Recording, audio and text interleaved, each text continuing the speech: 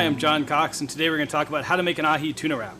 Ahi is simply the Hawaiian name for most tunas. It could be big eye, it could be yellowfin. The most important thing is that you want to find a tuna that is sashimi quality for this wrap. So you're going to want to either buy a 2+ or a number 1 if you're going to do this style of tuna wrap. Here I have a number 1 ahi tuna that I've seasoned with salt and pepper, a little bit of olive oil, and I've just rolled it across the grill. So you can see each side is seared for about 35 to 40 seconds. So on most of the cabbage, you're going to need to run your knife right along the top of the rib, and that's going to allow you to fold the cabbage leaf without it breaking.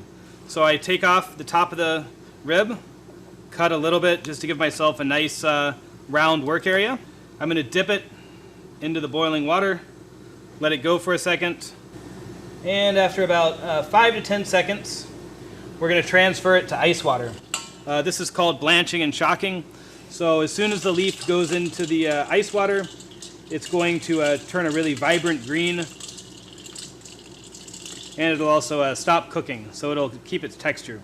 So I'm going to put that down on the cutting board with the smooth side up.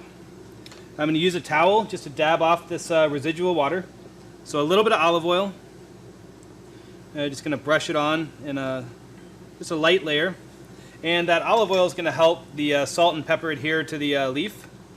The fresh wasabi root is a little bit milder, and I think it has a little more interesting flavor. So I'm going to do a nice layer of that right down the middle of the leaf. You could use a number of ingredients, but obviously first we're going to start with the seared rare ahi tuna. Next we're going to take an avocado, and I've just cut this in half, and I've made some vertical slices.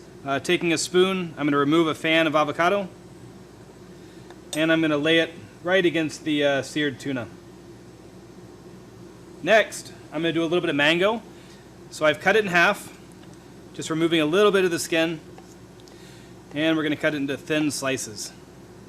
And this can either go with the avocado or on the other side. It doesn't really matter too much. And then for wrapping this, it's just like you do a burrito. You fold up the sides first, just like that, and then grabbing the back edge, you're going to fold that rib right over the top and just follow through, using your hands to kind of pull so that you get a nice tight wrap.